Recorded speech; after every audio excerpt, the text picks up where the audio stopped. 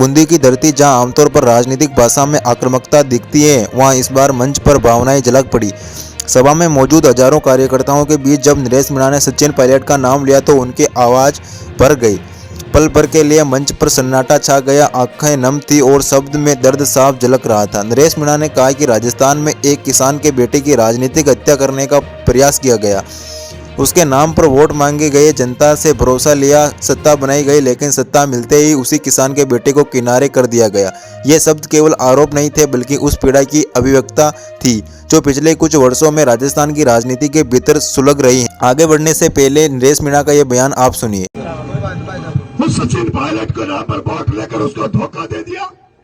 उसके बाद वो जब सड़कों पे उतरा, उसने अपना शक्तिमान प्रदान करने की कोशिश की तो उन्होंने कहा कि मैं राजस्थान में मेरे जन्मदिन पर ब्लड डोनेशन कैंप लगाना चाहता हूं, एक रिकॉर्ड बनाना चाहता हूं। नरेश मीणा के इस बयान को अगर ध्यान से सुना जाए तो इसमें आक्रोश से ज्यादा आदर और अपमान दिखाई देता है।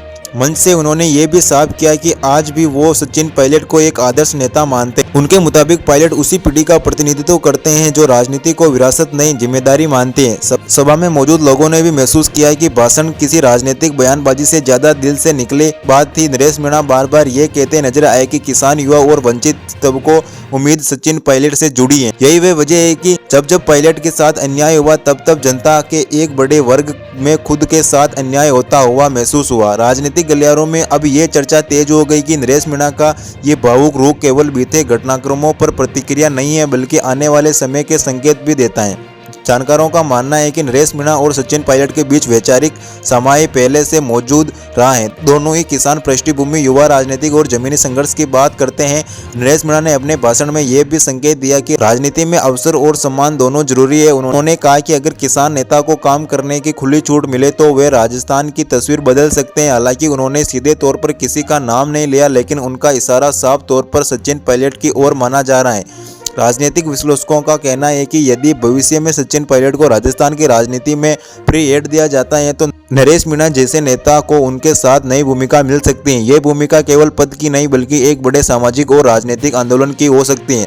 सभा के दौरान नरेश मीणा ने यह भी कहा कि राजनीति में सत्ताई दुश्मन या असत्ताई दोस्त नहीं होते, लेकिन सत्ताई होते हैं तो केवल सिद्धांत। उन्होंने दोहराया कि वो आज भी उन्हें सिद्धांतों के साथ खड़े हैं जिनकी बात कभी सचिन पायलट ने खुले मंच से की थी। किसानों का सम्मान, युवाओं का अवसर और निर्णयों में पारदर्शिता। बूंदी की सभा के बाद ये साफ हो गया कि राजस्थान की राजनीति एक बार फिर से करवट ले रही है। नरेश मीणा का भावुक होना, पायलट का नाम लेते ही आंखों का नम हो जाना और शब्दों में सम्मान का भाव, ये सब इशारा करते हैं कि आने वाले समय में नए राजनीतिक समीकरण बन सकते हैं।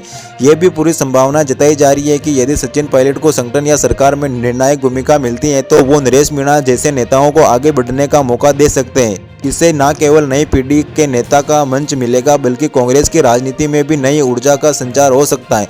फिलहाल बूंदी से उठी आवाज संस्था के राजनीतिक गलियारों में गूंज रही है। सवाल सिर्फ इतना है कि क्या भावनात्मक अपील आने वाले समय में एक ठोस राजनीतिक कदम में बदलेगी? क्या नरेश मीणा और सचिन पायलट फिर से एक साझा मंच पर दिखाई देंगे? अब आप भविष्य के गर्भ में हैं, लेकिन इतना तो तय है कि बूंदी की यह सभा राजस्थान की राजनीति में एक नए अध्याय की शुरुआत का संकेत जरूर दे गई।